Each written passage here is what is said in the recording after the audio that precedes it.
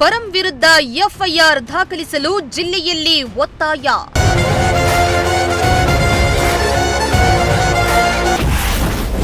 Court ಆದೇಶ ಪ್ರತಿ ತಂದು ದೂರುದಾರರಿಂದ ಪ್ರತಿಭಟನೆ.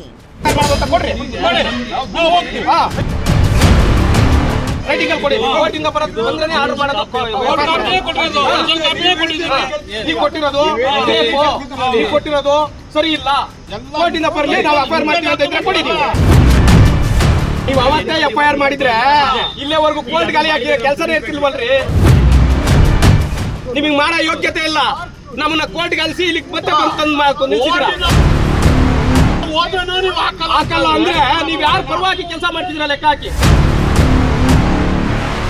ಕಳೆದ ಕೆಲ ತಿಂಗಳ ಹಿಂದೆ ತುಮಕೂರು ನಗರದಲ್ಲಿ ಕಬಡ್ಡಿ ಪಂದ್ಯಾವಳಿ ವೇಳೆ 500 ರೂಪಾಯಿ ಬೆಟ್ಟಿಂಗ್ ಕಟ್ಟಿದ್ದಾಗಿ ಸ್ವತಃ ಗೃಹ ಸಚಿವರೇ ಬಹಿರಂಗವಾಗಿ ಹೇಳಿಕೆಯನ್ನ ನೀಡಿದ್ರು. ಈ ಸಂಬಂಧ ನಾಗಭೂಷಣ್ ಅವರು ಕೋರ್ಟ್ಗೆ ಅರ್ಜಿಯನ್ನ ಕೂಡ ಹಾಕಿದ್ರು. ಇದೀಗ ಈ ಸಂಬಂಧ ಜನಪ್ರತಿನಿಧಿಗಳ ವಿಶೇಷ ಕೋರ್ಟ್ ಆದೇಶವನ್ನ ನೀಡಿದ್ದು, ಪರಮೇಶ್ವರ್ ವಿರುದ್ಧ ಎಫ್ಐಆರ್ ದಾಖಲಿಸುವಂತೆ ತುಮಕೂರಿನ ಕೊಡಿಗೇನಹಳ್ಳಿ ಪೊಲೀಸರಿಗೆ ಸೂಚನೆಯನ್ನ ನೀಡಿತ್ತು. ಇದೀಗ ದೂರುದಾರರು ಪೊಲೀಸ್ ಠಾಣೆ ಮುಂದೆ ಎಫ್ಐಆರ್ ದಾಖಲು ಮಾಡುವಂತೆ ಪಟ್ಟು ಹಿಡಿದು ಪೊಲೀಸ್ ಠಾಣೆ ಮುಂದೆಯೇ ಪ್ರತಿಭಟನೆಯನ್ನ ನಡೆಸಿ ಆಕ್ರೋಶ ಹೊರಹಾಕಿದ್ರು. ಇನ್ನು ದೂರುದಾರರಾದ ಹಂದ್ರಾಳ್ ನಾಗಭೂಷಣ್, ವಕೀಲರಾದ ಉಮಾಪತಿ, ಸುಧಾ ಕಟ್ವಾ ಹಾಗೂ ನರಸಿಂಹಮೂರ್ತಿ ಮಧುಗಿರಿ ತಾಲೂಕಿನ ಕೊಡಿಗೇನಹಳ್ಳಿ ಪೊಲೀಸ್ ಠಾಣೆಗೆ ಭೇಟಿಯನ್ನ ನೀಡಿದ್ರು.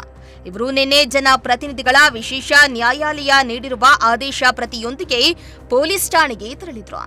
ಈ ವೇಳೆ ಜನಪ್ರತಿನಿಧಿಗಳ ನ್ಯಾಯಾಲಯದ ಆದೇಶ ಪ್ರತಿ ತೋರಿಸಿ ಎಫ್ಐಆರ್ ದಾಖಲಿಸುವಂತೆ ಪೊಲೀಸರಿಗೆ ಒತ್ತಾಯ ಮಾಡಲಾಯಿತು.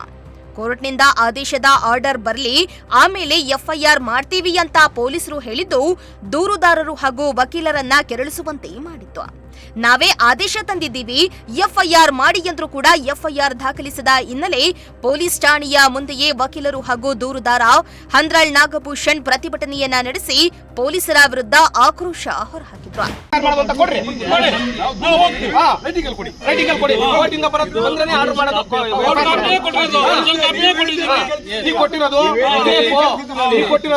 ಸರಿ ಇಲ್ಲ, ಕೋರ್ಟಿಂದ ಬರಲಿ, ನಾವು ಎಫ್ಐಆರ್ ಮಾಡ್ತೀವಿ ಕೊಟ್ಟಿದ್ದೀವಿ.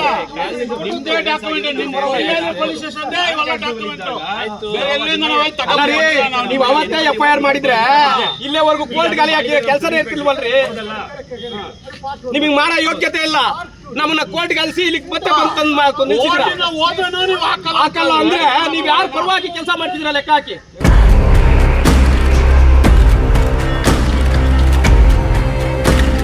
ಇನ್ನು ಅದ್ಯಾವಾಗ ದೂರುದಾರರು ಪೊಲೀಸ್ ಠಾಣೆಗೆ ಬರ್ತಾರೆ ಎಂಬ ಮಾಹಿತಿ ಗೊತ್ತಾಯಿತು.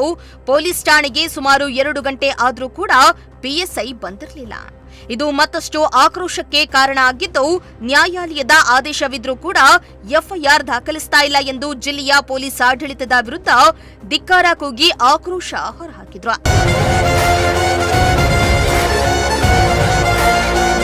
500 ರೂಪಾಯಿ ಬೆಟ್ಟಿಂಗ್ ಕಟ್ಟಿದ್ದ ವಿಚಾರ ಸಂಬಂಧ ಗೃಹ ಸಚಿವರ ವಿರುದ್ಧ ಎಫ್ಐಆರ್ ದಾಖಲು ಮಾಡುವಂತೆ ಕೋರ್ಟ್ ಆದೇಶವನ್ನ ನೀಡಿದ್ದು, ಕೊಡಿಗೇನಹಳ್ಳಿ ಪೊಲೀಸ್ ಠಾಣೆಯಲ್ಲಿ ಇನ್ನೂ ದೂರು ದಾಖಲಾಗಿಲ್ಲ.